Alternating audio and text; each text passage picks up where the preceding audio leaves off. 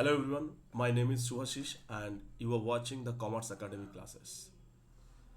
আজকেও তোমাদের প্রতিদিনের মতো বিবি কুন্ডু টেস্ট পেপার থেকে অ্যাকাউন্টেন্সির একটি এমসিকিউ সেট সলভ করানো হবে। চলো দেখে নেওয়া যাক। প্রথম কোশ্চেন আছে, authorize capital in respect of issued capital is. Okay, authorize capital issued capital থেকে হয় বড় হবে নয় ইকুয়াল হবে।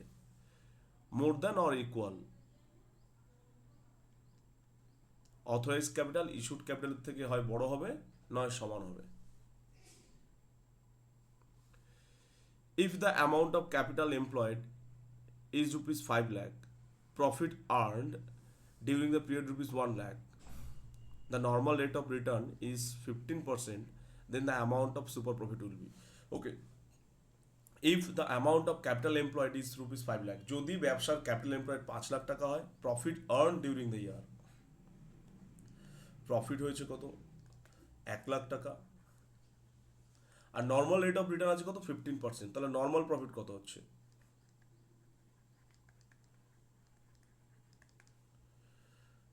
5 lakh into 15%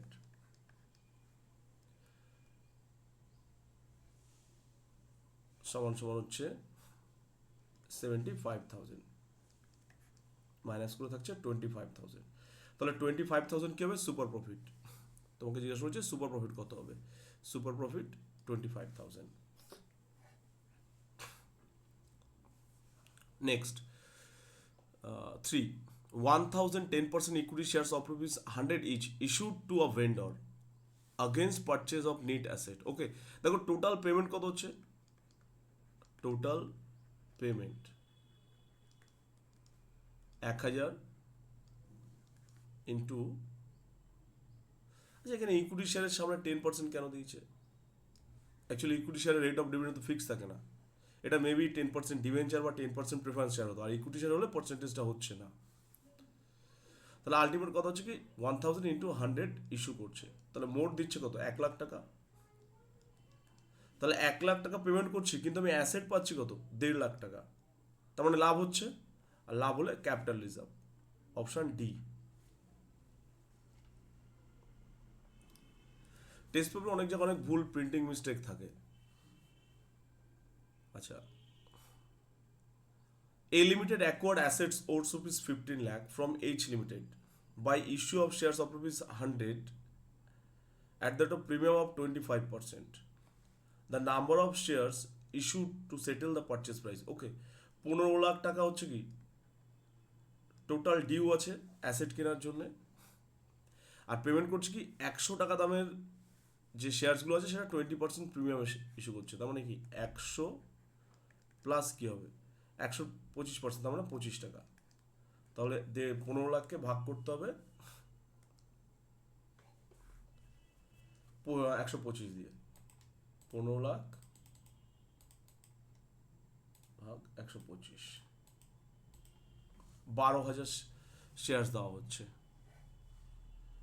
option A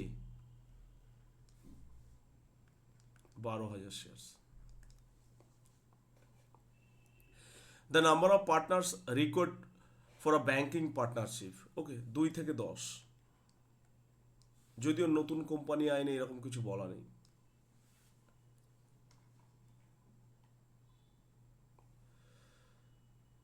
next হচ্ছে 6, if the company has adopted table F then it is required to pay interest on calls in advance. ওকে, কলস in এরিয়ার উপর রেট অফ ইন্টারেস্ট হচ্ছে 10% আর কলস ইন অ্যাডভান্সের উপর হচ্ছে 12%, তাহলে অপশন ডি। নেক্সট কি আছে 7, if the profit is rupees 1,05,000, normal rate of return is 15% and net assets rupees 3 lakh, what will the value of goodwill? ওকে দেখো নর্মাল প্রফিট হচ্ছে কত 1,05,000, তো আমরা ক্যাপিটালাইজেশন অফ প্রফিট করেছি, তো ক্যাপিটালাইজেশন অফ প্রফিটের ফর্মুলা কি normal profit by normal rate of return, normal profit by normal rate of return. তাহলে 1,05,000কে যদি আমি 15% দিয়ে ডিভাইড করি,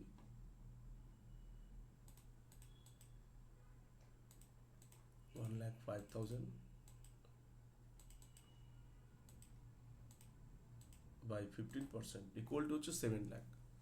তার মানে 7 লাখ টাকা ক্যাপিটাল থাকা উচিত। যদি 7 লাখ টাকা ক্যাপিটাল থাকে তাহলে আমার 1,05,000 টাকা করে প্রফিট হওয়া উচিত, কিন্তু ক্যাপিটাল আছে কত? মাত্র নিট অ্যাসেট বা ক্যাপিটাল এমপ্লয়েড 3 লাখ আছে। তাহলে 3 লাখ টাকা দিয়ে 7 লাখ টাকার সমান প্রফিট করছি, তাহলে এক্সট্রা কত? 4 লাখ টাকা।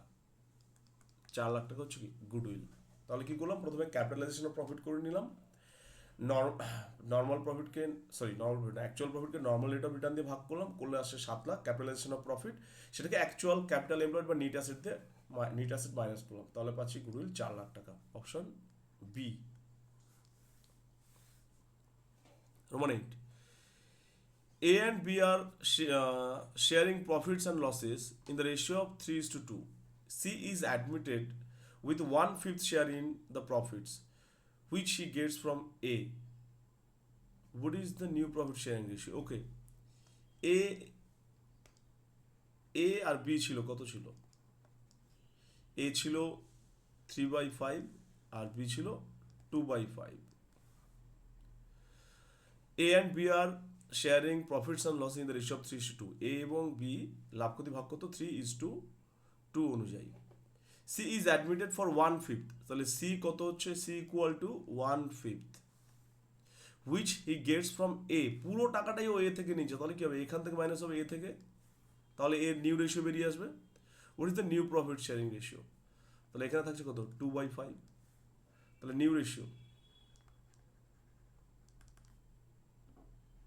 2/5 is to 2/5 is to 1/5, তাহলে 2:1। Option D.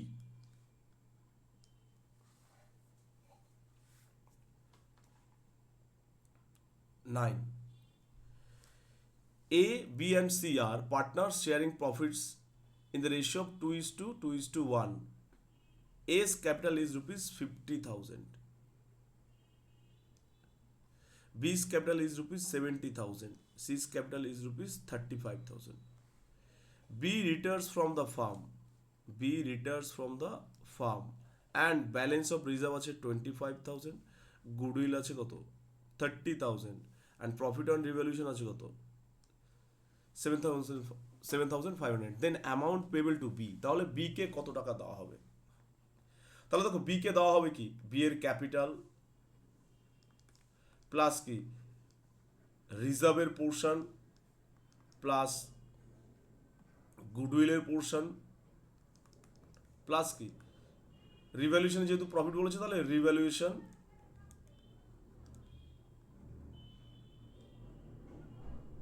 রিভ্যালুয়েশনের পোর্শন দেওয়া হবে। তাহলে ওর ক্যাপিটাল ছিল কত? 70,000, তাহলে 70,000 টাকা তো ওকে দিতেই হবে। প্লাস কি হবে? একবারে সব করে দিচ্ছি, তাহলে ওর 25,000 প্লাস গুডউইল ছিল 30,000 প্লাস রিভলিউশনের প্রফিট হচ্ছে 7,500।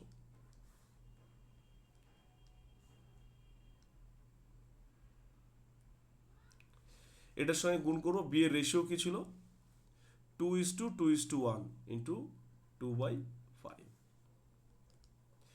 2/5 করলাম কেন? কারণ রিজার্ভের 2/5 পাবে, গুডউইলের 2/5 পাবে, আর কি রিভলিউশনের প্রফিটের 2/5 পাবে। ওই জন্য সবগুলো একবার প্লাস করে 2/5 করে দিলাম।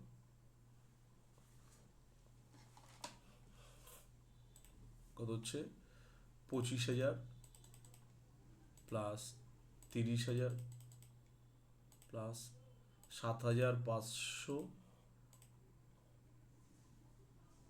ইন্টু 2/5 প্লাস হচ্ছে 70,000, তাহলে 95,000 হচ্ছে 95,000।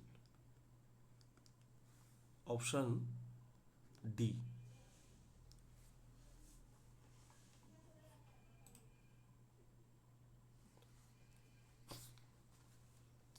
10. Voluntary return of shares for cancellation by the shareholder is called. ওকে, শেয়ারহোল্ডাররা যদি স্বেচ্ছায় কোনো শেয়ারস কোম্পানির কাছে ছেড়ে দেয় ক্যান্সেলেশনের জন্য, তাকে সারেন্ডার অফ শেয়ারস বলে। Option A, surrender of shares. A commission of 20% on the net profit after charging such commission is calculated. Okay, ধরো কমিশন এক্স টাকা, প্রফিট ধরো এক্স টাকা, এটার উপর কমিশন দিতে হবে আমাকে 20% বলেছে কি আফটার চার্জিং, তাহলে আমি করবো কি 20/120, তাহলে থাকছে কত 6 সমান অ্যাকচুয়ালি তার মানে দেখো কি 1/6, তাহলে 1/6 of the net profit before charging commission, এটা correct answer.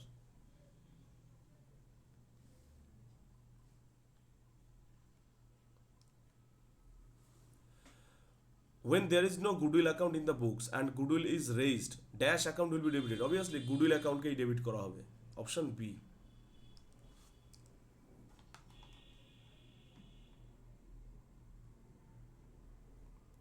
13. X and Y are partners sharing profits and losses equally. Okay, X R Y ছিল ইকুয়ালি ভাগ করতো। Z is admitted for 1/7 share, Z কে 1/7 জন্য নেওয়া হবে। Calculate new profit sharing ratio. দেখো তাহলে আমরা প্রথমে লিখবো কি Z share equal to 1/7, balance share equal to 1 - 1/7 equal to 6/7। এই 6/7 কি করবে, এক্স আর ওয়াই ভাগ করবে, তাহলে এক্স আর ওয়াই পাবে কত, এই 6/7 হাফ হাফ করে দেবো, 3/7 3/7, তাহলে নিউ রেশিও ইকুয়াল টু 3/7 = 3/7 = 1/7, তাহলে হচ্ছে 3:3:1। অপশন কত আছে, অপশন বি। দেখো এটাকে অন্যভাবেও করা যেতে পারে, যদি যে ক্ষেত্রে ওল্ড পার্টনার ইকুয়াল থাকবে সেই ক্ষেত্রেই করতে পারো, ওল্ড পার্টনাররা যে ক্ষেত্রে ইকুয়াল থাকবে সেই ক্ষেত্রেই করতে পারো। জেড এর শেয়ার বলেছে কত, ইকুয়াল টু 1/7, তার মানে দেখো টোটাল যদি 7 ইউনিট থাকে, যদি 7 ইউনিট থাকে তাহলে 1 ইউনিট পাবে কি জেড, তাহলে রিমেইনিং কত থাকবে 6 ইউনিট, তাহলে এই 6 ইউনিট এক্স আর ওয়াই এর মধ্যে আছে কত x3 y3, আর জেড হচ্ছে কত 1, তাহলে রেশিও হচ্ছে কত 3:3:1। এটা কোন ক্ষেত্রে অ্যাপ্লিকেবল, যে ক্ষেত্রে ওল্ড পার্টনাররা ইকুয়ালি ভাগ করবে সেই ক্ষেত্রে তুমি শর্টকাট করতে পারো, যে মোট যদি 7খানা ভাগ হয় তার মধ্যে 1খানা পাবে কি জেড, তাহলে বাকি থাকবে ওটা 6টা ভাগ, তাহলে এই 6টা ওরা ইকুয়াল ভাগ করবে, তাহলে পাবে কত 3:3, তাহলে 3:3:1। এই শর্টকাট তখনই করতে পারবে যখন ওল্ড পার্টনাররা ইকুয়ালি ভাগ করবে profit. Next, what is the most important document of a company, একটি কোম্পানির সব থেকে important document, okay memorandum of association. এখানে যে কটি উদাহরণ দেওয়া আছে সবগুলি গুরুত্বপূর্ণ, কিন্তু যদি বলা হয় সব থেকে গুরুত্বপূর্ণ তাহলে memorandum of association. What is the minimum subscription of a company, 90% of the issue amount না, অ্যাকচুয়ালি 90% অফ দ্য ইস্যু মানে নাম্বার অফ শেয়ার্সে থাকে, তো অ্যাকচুয়ালি নাম্বার অফ শেয়ার যারা চাইবেও মিনিমাম, সেক্ষেত্রে কি টাকাটাও তো সেই একই পরিমাণে রাখছে, তো 90% অফ দ্য ইস্যুড অ্যামাউন্ট বা 90% of the issued shares. Debenture holders আর কল্ড ক্রেডিটর্স, পাওনাদার, ডিবেঞ্চার হোল্ডাররা কোম্পানির পাওনাদার, কোম্পানির কাছে টাকা পাবে। 17, amount credited to a retiring partner in his capital account is ₹2,01,000. Okay, total amount payable, total amount payable কত বলেছে 2,01,000 টাকা। Amount credited to a retiring partner in his capital account is ₹2,01,000. He took over investment নিয়ে নিয়েছে -58,000. He also took over 20% of debtors. Okay, ডেটর্সের 20% নিয়ে নিচ্ছে, আমরা জানি আর ডেটর্স কত, তাহলে ডেটর্স ইকুয়াল টু এক্স ধরলাম, এক্স ইন্টু 20%, তাহলে এক্স ইন্টু 20/100, এটাও মাইনাস হবে। Amount transfer to his loan ₹1,20,000, তাহলে এটা সমান সমান যেটা থাকছে কি 1,23,000 হবে, 1,23,000। তার কারণ ও মোট যা কিছু পাবে সে তার থেকে ও যা যা নিয়ে নিচ্ছে সেগুলো মাইনাস করে যেটা থাকছে সেটা কি লোনে পাঠাবো। তাহলে এখানে কি করছে, ও ডেটর্সের 20% নিয়ে নিয়েছে আর ইনভেস্টমেন্ট নিয়ে নিয়েছে আর বাকি টাকা লোনে গেছে। তার মানে কি মোট 2,01,000 টাকা পেতো, তাহলে 2,01,000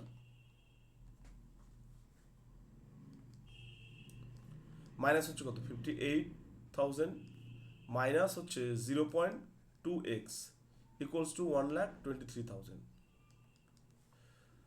তাহলে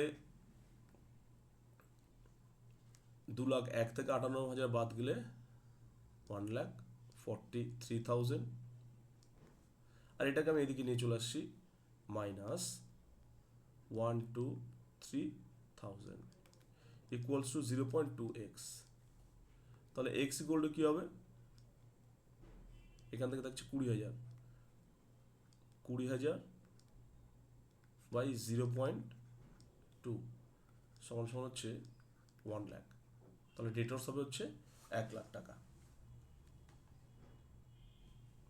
তোমাকে এখানে কোশ্চেন করেছে যে ডেটর্স কত টাকা ছিল, 1 লাখ টাকা। দেখো চেক করে নিতে পারো, 1 লাখের যেমন 2,01,000 টাকা পাওনা ছিল, ওখান থেকে মাইনাস করো 58,000 মাইনাস করো 20,000, 1 লাখের 20%, ডেটর্সের 20% কত হচ্ছে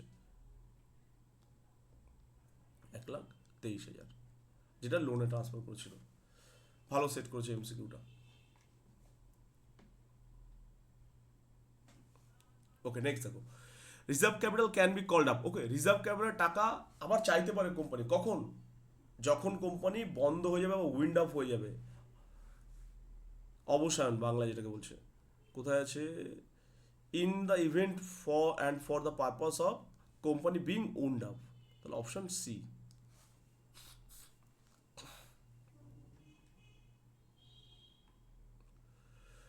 next 19, tools which help in financial statement analysis. Okay, financial statement analysis করতে হেল্প করে। Comparative statement yes, common size statement yes, both. তাহলে হচ্ছে C option, both A and B.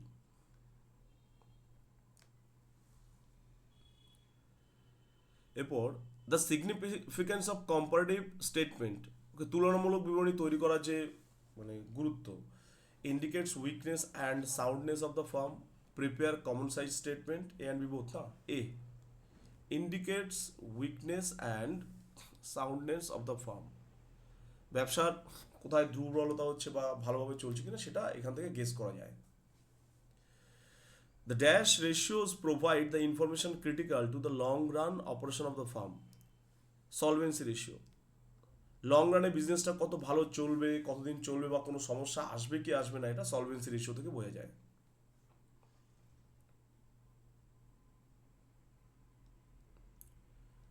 Long term debt by share holders fund.